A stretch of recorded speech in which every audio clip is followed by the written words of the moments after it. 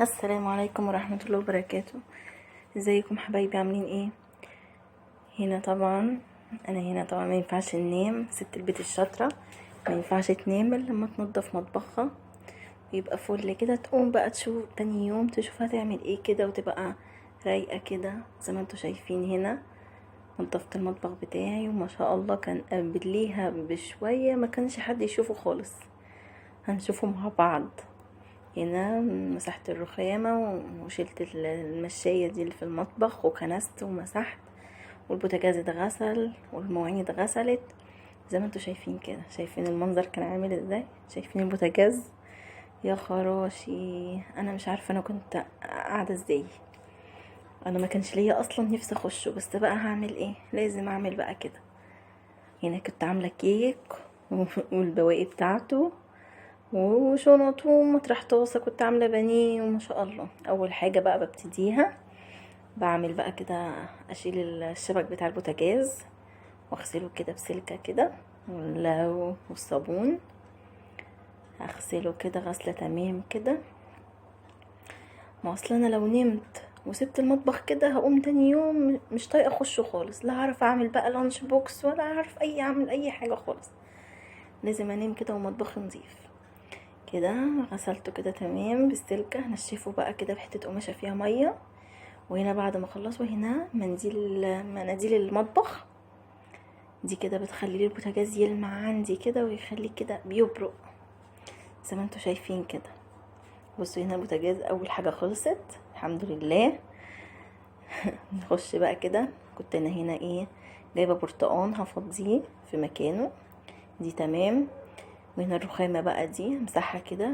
الفوطة اللي معايا دي تحفة جدا من المايكرو فايبر، تحفة. وفوق هنا الفرن. خلصت كده الرخامة، هبتدي بقى في غسيل المواعين، اغسل الازايز بقى وكده واظبط الدنيا واملاها. وهصلم لو المية قطعت مش هعرف اعمل كل ده، لازم كده مضمنش الدنيا. اغسل المواعين بقى كده واظبط، على الاقل لما اخش انام مرتاحه، ما يبقاش لسه شايله هم اخش المطبخ واغسل واعمل. المطبخ لما بيبقى رايق بيبقى الدنيا كلها رايقه. وهنا البراد بغسله، محبش نشرب شاي في الكتل، لازم البراد، مش عارفه ليه بس اكيد يعني هو احلى. لازم كده ادعكه كويس كل يوم قبل ما انام. ودي صددت الميه بعد ما بخلص مواعين خالص بغسلها طبعا عشان لو اي زيت اي حاجه اتنطرت عليها اغسلها كويس، واغسل وراها واغسل الحوض اللي بعد مكانها، وبعد كده ارجع احطها تاني بقى زي ما انتوا شايفين كده. الحوض كده بقى فل تمام كده. هي روتين يومي لازم يتعمل، لازم يتعمل. حاجه ما كده ملهاش لازمه بس بتتعبك بقى، يعني كفايه بس نفسيتك كده تبقى مرتاحه، اللي انت هتقومي تاني يوم يبقى مطبخك كده نظيف وزي الفل. وبعدين الست البيت الشاطره والنظيفه بتبان من مطبخها. بصوا دي المساحه دي بتاعه الازاز، انا مش جايباها للازاز خالص، انا جايباها للرخامه. اي ميه اي حاجه تجرها على طول، ما بتخليش نقطه ميه فيها. هنا بركبت الصداده تاني. بصوا ما شاء الله كده الحوض خلاص نضف الحمد لله. زي ما انتوا شايفين كده عماله برضو اجر في الميه. هنا نضفته.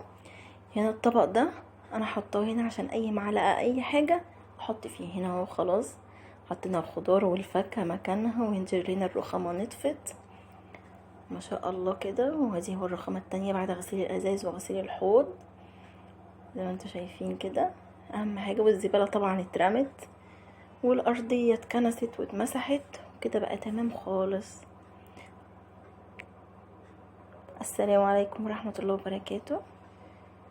لو عجبكم الفيديو يا ريت لايك واشتراك